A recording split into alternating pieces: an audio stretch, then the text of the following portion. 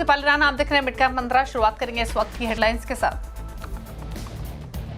अगस्त series की कमजोर शुरुआत, निफ्टी 125 पॉइंट से ज्यादा फिसलकर 24,650 के नीचे। बैंक निफ्टी में भी 200 पॉइंट का दबाव। मिड कैप स्मॉल कैप में बिकवाली। फार्मा कंपनियों को डोनाल्ड ट्रंप की चिट्ठी से 3% टूटा निफ्टी। फार्मा 4% ज्यादा फिसला औरो फार्मा, सन फार्मा, ग्रैन्यूल्स और डॉक्टर रेड्डीज। ट्रंप ने फार्मा कंपनियों को दाम घटाने को कहा। कमजोर बाजार में एफएमसीजी शेयर दे रहे कुछ सहारा। इंडेक्स करीब 1% मजबूत। अच्छे नतीजों के बाद रेडी खेतान 5% ज्यादा चढ़ा। वहीं आईटीसी, एचयूएल, डाबर में भी रौनक। सीईओ के इस्तीफे के बाद पीएनबी हाउसिंग टूटा, करीब 17.5% टूटकर वायदा का टॉप लूजर बना। सीईओ गिरीश कौस्की ने दिया इस्तीफा। अक्टूबर 2022 में कंपनी से जुड़े थे कौस्की। नतीजों के बाद केन्स्टेक में बुलरन जारी। 2 दिन में करीब 15% दौड़ा। शेयर पर आज नोमुरा ने निकाली बुलिश रिपोर्ट। मौजूदा भाव से 22% का अपसाइड टारगेट दिया। उधर दूसरे ईएमएस शेयरों में भी जोश। भारत के साथ बाकी देशों पर आज से नहीं लागू होगा 25% ट्रंप टैरिफ। व्हाइट हाउस ने जारी किया एग्जीक्यूटिव ऑर्डर। अब 7 अगस्त से टैरिफ लगाने का किया ऐलान।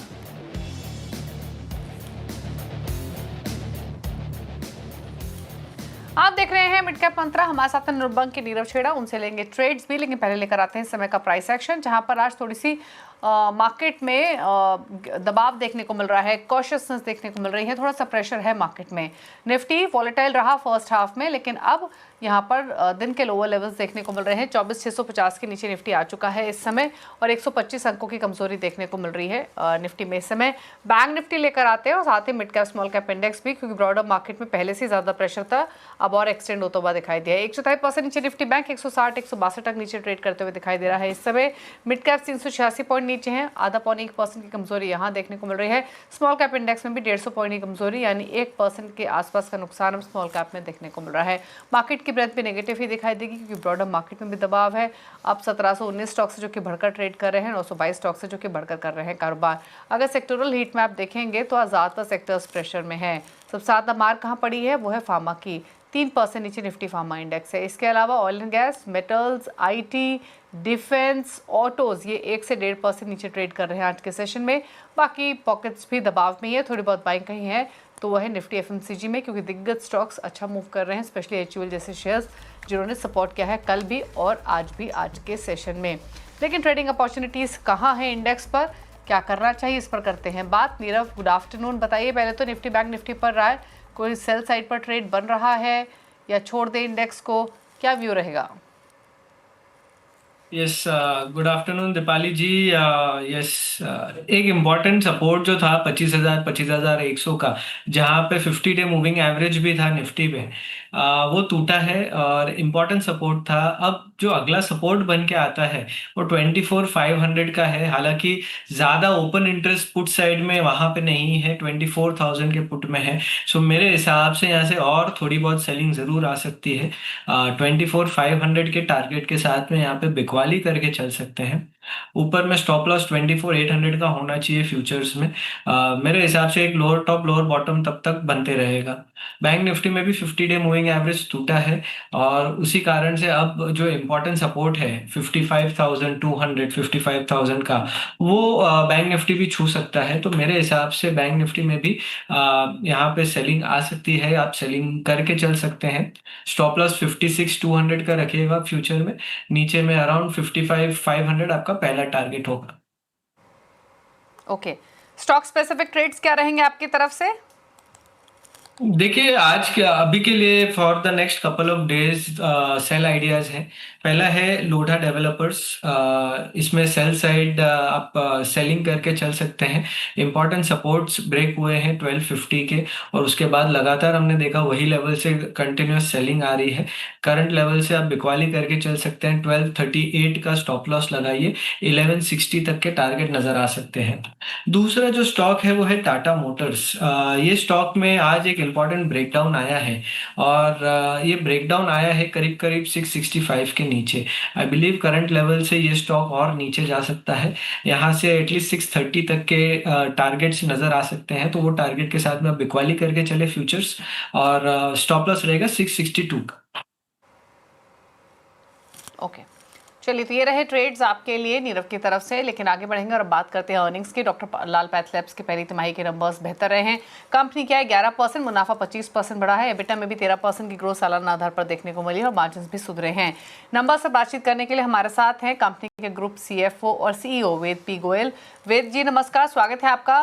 पहले तो इनफैक्ट अगर हम ओवरऑल अर्निंग्स देखें तो slightly better than expected side पर रही हैं डॉक्टर लाल पैथ लैब्स की। ग्रोथ ड्राइवर्स क्या रहे हैं और साथ ही जो सैंपल वॉल्यूम्स हैं वहां पर किस तरीके के आंकड़े दिखाई दिए हैं और आगे के लिए क्या आउटलुक है? नमस्कार दीपाली जी, आपने सही कहा, नंबर अच्छे हैं हमारे। जो हमने लास्ट टाइम, आपको ध्यान हो तो मैंने इस चैनल पे बोला था 11 से 12% का हमारा अनुमान था इस साल का, तो हम उसी के बीच में 11.3% की इस क्वार्टर में ग्रोथ रही है और वॉल्यूम ड्रिवन ग्रोथ है। हमारी वॉल्यूम की ग्रोथ, सैंपल वॉल्यूम की ग्रोथ 10.7, तो 10.7% की वॉल्यूम ड्रिवन ग्रोथ है। 2-3 रीज़न है उसके। ऑब्वियसली एक तो हमारा जो पोर्टफोलियो स्वस्थ फिट का, उसने बहुत अच्छा किया है। इस क्वार्टर में उसका कंट्रीब्यूशन 27% का रहा है और उसकी ग्रोथ भी 22% के लगभग उसमें ग्रोथ आई है। तो एक तो वो हाईएस्ट हमारा कंट्रीब्यूशन है अभी तक का एक क्वार्टर में। दूसरा, हमारा दिल्ली एनसीआर भी कंटिन्यूअसली इस क्वार्टर में भी डबल डिजिट की ग्रोथ आई है। तो दिल्ली भी हमारा पिछले कई क्वार्टर से डबल डिजिट ग्रोथ कर रहा है। और तीसरा, हमने काफ़ी नए टेस्ट इस क्वार्टर में हमने लॉन्च किए हैं, हाई एंड टेस्ट। सो उनका भी हमारे को बेनिफिट मिला है। सो ओवरऑल सब जगह से ही हमें बेनिफिट मिला है, इसलिए 11.3% की ग्रोथ वॉल्यूम ड्रिवन देखी। Okay. अच्छा, अगर हम ज्योग्राफी वाइज परफॉर्मेंस देखें तो स्पेशली जो टियर 3 टियर 4 रीजन्स है वहाँ पर परफॉर्मेंस कैसी रही है, क्योंकि वहाँ भी आपका जो पेनिट्रेशन है वो डीपर हुआ है। किस तरीके के रिफ्लेक्शंस टियर 3 टियर 4 रीजन से हैं? वहाँ पे भी अट्रैक्शन अच्छा है। देखिए, हमने लास्ट ईयर 18 लैब खोली थी, जो मेनली इन स्मॉल टाउन्स में ही हम खोल रहे हैं। इस साल भी हमारे 15 से 20 लैब्स का खोलने का प्रोग्राम है। सो वहाँ से भी ट्रैक्शन अच्छा है। ओवरऑल टियर 3 टियर 4 में भी जो अभी लगभग हमारा 1/3 बिजनेस, 1/3 बिजनेस वहीं से आता है, उसकी भी growth in line with our expectation है। सो वो भी अच्छा रहा है इस बारी। ओके, अच्छा, मार्जिन्स को लेकर आपका आउटलुक क्या है यहाँ से FY26 के लिए?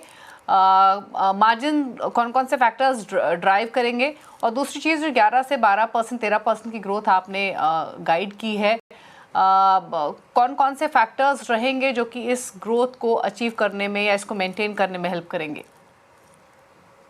जी, पहले मैं मार्जिन्स पे बताऊँ। मार्जिन्स हमने पीछे बोला था, उससे मुझे लगता है स्लाइटली हम थोड़ा बेटर करेंगे। जो हमने Q1 में अभी 28.7% के मार्जिन है, ये तो ऑब्वियसली पूरे साल का ये मार्जिन्स तो मुश्किल है, बट फिर भी जो हमने लास्ट टाइम गाइडेंस दी थी 27-28% के बीच में हमारे मार्जिन्स, वी आर कॉन्फिडेंट कि हम अचीव करेंगे। रही ग्रोथ की बात, तो 3-4 लीवर हैं हम जो जिन पे काम कर रहे हैं। एक तो मैंने बताया, हम इंफ्रा अपना नया और खोल रहे हैं। इस साल में 15 से 20 लैब खोलेंगे। पिछले साल जैसे हमने करीब 800 से ज़्यादा कलेक्शन सेंटर खोले, इस साल भी हमें लगता है कि हम 800 से 1000 कलेक्शन सेंटर और खोलेंगे डिफरेंट ज्योग्राफी में। और मेनली ये टियर 3 टियर 4 में ज़्यादा हम फोकस कर रहे हैं। तीसरा, हमारा हाई एंड जो टेस्ट है वो कंटिन्यूअसली हमने देखा है हमारा अट्रैक्शन उसमें। हमने कुछ नए टेस्ट भी लॉन्च किए हैं जिनोमिक्स से रिलेटेड। हमने टेस्ट इस क्वार्टर में भी और आने वाले साल में, हम पीरियड में हमें और भी नए टेस्ट लॉन्च करने हैं। और उसके अलावा जो स्वस्थ फिट का अट्रैक्शन है वो कंटिन्यू है।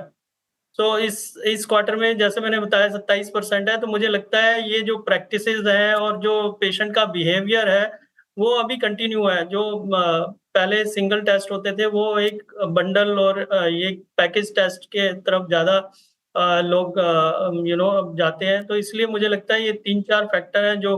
और प्लस हम न्यूअर ज्योग्राफी में भी जा रहे हैं, साउथ एंड वेस्ट में, वहाँ पे भी हम सिलेक्टिव सिटीज़ में, वहाँ पे भी हमारा फ़ोकस है। तो ओवरऑल मुझे लगता है आने वाले टाइम में यहाँ से बेटर ही होगा।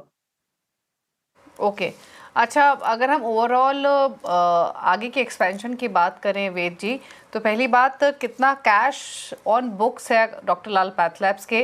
पहले भी मैनेजमेंट ने हिंट किया है एक्विजिशन अपॉर्चुनिटीज़ को लेकर, क्या प्लान है एग्जैक्टली एक्विजिशन फ्रंट पर? कितना कैश फिलहाल कंपनी के पास है अभी? सो अभी हमारे पास लगभग 1400 करोड़ 1389 करोड़ मतलब हमारे पास पड़ा हुआ है प्रिसाइज। और वो इसीलिए हमने रखा हुआ है। आपने सही बोला कि हम बोल रहे हैं कि जो साउथ एरिया है वहाँ पे हमारा प्रेजेंस है थोड़ा कम। सो इनऑर्गेनिक की अपॉर्चुनिटी हमें वहाँ दिखती है और इसीलिए हम ये कैश हम रखते हैं। तो we are paying dividend, but जो लार्ज पार्ट है वो कैश इसी चीज़ के लिए रखा हुआ है, इनऑर्गेनिक के लिए। और मुझे लगता है कोई ना कोई अपॉर्चुनिटी आएगी। अभी तो फिलहाल इमीडिएटली मैं कुछ बोल नहीं सकता हूँ, बट साउथ डेफिनेटली हम कुछ अपॉर्चुनिटी देख रहे हैं इन टर्म्स ऑफ इनऑर्गेनिक। ओके, चलिए, शुक्रिया सर आने के लिए हमारे चैनल पर, और अर्निंग्स पर और आगे की ग्रोथ प्रॉस्पेक्ट्स पर अपने कमेंट्स शेयर करने के लिए। गुड लक आपको आपके प्लान्स के लिए और आगे की परफॉर्मेंस के लिए भी। डॉक्टर लाल पैथलैब्स पर नीरव का एक कमेंट भी ले लेते हैं। नीरव, क्या रहा है आपकी? नंबर्स अच्छे, आउटलुक मैनेजमेंट का ठीक, 0.1% ऊपर फिलहाल 3173 पर ट्रेड करते हुए, क्या व्यू रहेगा इन लेवल से? देखिए, चार्ट तो बढ़िया है स्टॉक का, higher top higher bottom formation बना रहा है और यहाँ से वेल पॉइज्ड है ऊपर में 3400 से 3500 के लेवल्स तक जाने के लिए। करंट लेवल से बाइंग बनती है, थोड़ा डिप्स मिले तो डिप्स में भी बाइंग करें। बहुत बढ़िया सपोर्ट है 3080 का, वो आपका स्टॉप लॉस होना चाहिए। अप टू 3350 3400 का आपका पहला टारगेट रहेगा। ओके, चलिए, तो ये रहा डॉक्टर लाल पैथलैब्स पर कमेंट। एक बार एल&टी का स्टॉक और लेकर आते हैं। 2500 से 5000 करोड़ की रेंज में कंपनी को हिंदुस्तान जिंक से ऑर्डर मिला है। मिनरल्स मेटल्स कारोबार से जुड़ा हुआ ये ऑर्डर है। स्टॉक हालांकि अंडर प्रेशर है अभी भी, 1% नीचे ट्रेड करते हुए, लेकिन खबर पॉजिटिव। एक राय ले लेते हैं स्टॉक पर। नीरव, एल&टी पर एक कमेंट आपका। देखिए, ये स्टॉक काफी समय से कंसोलिडेशन में है फ्रॉम 2024 ऑनवर्ड्स, और एक कंसोलिडेशन के बाहर निकलता हुआ दिख नहीं रहा है। एक इम्पॉर्टेंट रेजिस्टेंस है स्टॉक को करीब करीब 3700 के पास में, वहीं से नीचे आया है। आई बिलीव अब अपर हायर लेवल टच कर लिया, अभी लोअर लेवल टच करने आएगा। आई वुड से यहाँ से बाइंग ना करें, ब्रेकआउट मिल जाए 3720 ऑर्ड का क्लोजिंग बेसिस पे, उसके बाद ही इसे बाय करें, या फिर नीचे में अराउंड 3500 के पास में आता है तब जाके बाइंग करें। अभी के लिए थोड़ा वेट करना चाहिए। ओके, चलिए, रुकने इसी के साथ एक ब्रेक के लिए। ब्रेक के बाद जेएसडब्ल्यू एनर्जी, अब बात करते हैं जेएसडब्ल्यू एनर्जी की। पहली तिमाही के नंबर शानदार रहे हैं। तिमाही में मुनाफा कंपनी का 42% बढ़ा है, आय में 78% का उछाल रहा है, बेटा करीब 2 गुना हुआ है और मार्जिन में बढ़कर 54% के पार निकल गए हैं। इन्हीं नंबर से बातचीत करने के लिए कंपनी के ज्वाइंट एमडी और सीईओ शरद महेंद्र हमारे साथ मौजूद हैं। शरद जी, नमस्कार, स्वागत है आपका। तो पहले तो एबिटा मुनाफे में शानदार ग्रोथ रही है, कौन कौन से फैक्टर्स रहे हैं जिन्होंने कॉन्ट्रीब्यूट किया है इस ग्रोथ में? यस, Q1 हमारे लिए एक बहुत ही अच्छा पीरियड रहा है, जहां पे कंपनी ने हर तरह से generation, capacity addition, EBITDA margins, PAT record numbers हैं हमारे।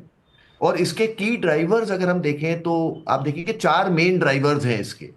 एक, हम जानते हैं कि जो हमने विंड कैपेसिटी, जो हमने लास्ट ईयर कैपेसिटी एडिशन किया था, जो कि कंट्री की कैपेसिटी का ऑलमोस्ट मोर देन 1/3 था, वो सारा का सारा सेकेंड हाफ ईयर में आया था, जो पीक विंड सीजन पास कर चुका था। तो उसका हमको उतना बेनिफिट नहीं मिला। और अभी जो करंट ईयर में, जैसे wind season normally April and से स्टार्ट होता है और वो सितंबर एंड अक्टूबर तक जाता है, तो वो विंड की जो हमारी लार्ज कैपेसिटी ऐड हुई थी लास्ट ईयर, उसने हमको जनरेशन में और मार्जिन्स में बहुत सिग्निफिकेंट कंट्रीब्यूट किया है। इसके अलावा अगर हम थर्मल स्पेस में देखें तो हमारा इंड भारत जो जेएसडब्ल्यू उत्कल प्लांट है उड़ीसा का, उसमें हमारी सेकेंड यूनिट जो 350 मेगावाट का था, वो मार्च में कमीशन हुआ था। तो उसने भी हमको Q1 में बहुत ही सिग्निफिकेंट कंट्रीब्यूशन किया है जनरेशन में, थर्मल जनरेशन और मार्जिन्स में। अच्छा शरद जी, मार्जिन्स स्ट्रॉन्गर साइड पर ही हैं, 54% के आसपास जो रहे हैं। क्या ये मार्जिन ट्रैजेक्टरी, ये मार्जिन नंबर सस्टेनेबल रहेगा आगे भी? देखिए, थोड़ा बहुत है, पॉजिटिव निगेटिव दोनों होता है। जैसे एक पॉजिटिव, Q2 में अगर आप देखें, हाइड्रो का ये पीक सीजन होता है और Q2 normally is a better season as compare to, in terms of the generation, in terms of the margins. अगर हमारे पास्ट रिकॉर्ड्स भी देखे जाएं पास्ट क्वार्टर्स के, और हाइड्रो में एक और डेवलपमेंट है कि हमारा ग्रीनफील्ड 240 मेगावाट का कुटेहर हिमाचल में जो प्रोजेक्ट था, उसका हमें ये बताते खुशी है कि आज ही उसका ट्रायल रन कंप्लीट हो गया है। आने वाले में भी कुछ घंटों में ही हम पहली यूनिट का सीओडी एक्सपेक्ट कर रहे हैं और पावर सप्लाई शुरू हो जाएगा। और नेक्स्ट 4 से 5 दिन के अंदर बैलेंस 2 यूनिट 80-80 मेगावाट के और जो हैं वो भी कमीशन होकर सीओडी देंगे। तो ये हमको अगस्त सितंबर में और अक्टूबर में भी ये ऐसी लोकेशन पे है, ये आपका सतलज बेसिन पे है, सॉरी रावी बेसिन पे है, जिसमें कि normally water flow as compare to हमारा करंट प्लांट जो सतलज बेसिन पे है शोल्टू में करछम बासपा, उसके कंपैरिजन में यहाँ पे सीजन थोड़ा सा 3 से 4 हफ्ता आगे तक रहता है। ओके अच्छा, एक चीज़ और शरद जी, जो केपेक्स पाइपलाइन आपने अनाउंस की थी, क्या प्रोग्रेस है उस फ्रंट पर? कैपेसिटी एक्सपेंशन पे टोटल कितना एक्सपेंडिचर कर रहे हैं एज ऑफ नाउ? कितना कैश ऑन बुक्स है? किस तरीके की फंडिंग आप करेंगे इस पूरे ही केपेक्स को प्रोग्रेस करने के लिए? क्या प्लान्स एग्जैक्टली? हमारा जो कैपेक्स है अभी से लेके 2030 तक वो 1,30,000 करोड़ का कैपेक्स है, जो हमको ले जाएगा 30 गीगावाट ऑपरेशनल कैपेसिटी पे, साथ में 40 गीगावाट आवर की स्टोरेज कैपेसिटी पे। और इसका अगर हम देखें कि हमारा ऑफ कोर्स 3:1 डेट इक्विटी में हम ये प्रोजेक्ट जो करते हैं, और अभी भी अगर हम देखें Q1 के एंड पे अगर हम टोटल डेट हमारा करीब करीब 59,000 प्लस करोड़ का है, बट अगर हम वर्क इन प्रोग्रेस हटा दें तो एबिटा जनरेटिंग एसेट्स में हमारा जो डेट है वो है ऑलमोस्ट 46,000 करोड़ का, 40,000 करोड़ का, जो कि very comfortable 4.7 debt to EBITDA ratio है, जो हमारी गाइडेंस भी है कि we will be, it is well within our guidance कि हम किस रेंज पे ऑपरेट करेंगे। प्लस क्वार्टर एंड पे अगर हमारा देखें cash and cash equivalent surplus हमारे पास जो है वो भी 6,000 करोड़ से ऊपर का है। ओके और इसके अलावा एनर्जी स्पेस में कोई एक्सपेंशन प्लान्स आपके? डिफरेंट स्ट्रैटेजीज हैं जिसपे हम लोग वर्क कर रहे हैं। जैसे गवर्नमेंट ऑफ इंडिया ने एनर्जी सिक्योरिटी सस्टेनेबिलिटी के साथ में moving toward the green power, energy security is also की, राउंड द क्लॉक सोल्यूशन, जिसके लिए उन्होंने रिवाइज करते गए और अब अनाउंस किया है कि 97 gigawatt of thermal power plants capacities will come up by 2032 और 2034 बिटवीन दिस पीरियड। तो ये एक बहुत ही इंपॉर्टेंट डेवलपमेंट है, तो हम उस एरिया में भी कर रहे हैं और जिसमें हमने स्टेप लिया।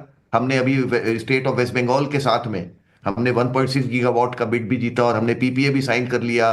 पूरा लैंड भी हमारे पास, जो लैंड सबसे बड़ा चैलेंज है इतने बड़े प्लांट लगाने के लिए, वो भी हमारा सब हो गया है। Advance stage of environment clearance is there, तो we are well in on track to and absolutely under control to implement.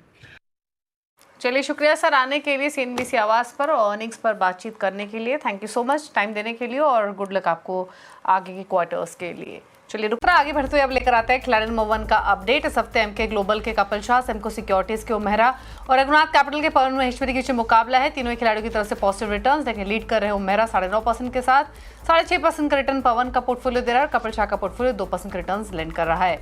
इसी के साथ एक ब्रेक उस पर अब देखें न्यूयॉर्क कंपनी, जहां आज हम बातचीत करेंगे चोलामंडलम इन्वेस्टमेंट और फाइनेंस के MD and CEO Ravindra Kumar Kundu से, और साथ ही इमामी के CFO NH भंसाली भी हमारे साथ मौजूद रहेंगे एक ब्रेक के बाद। नमस्कार।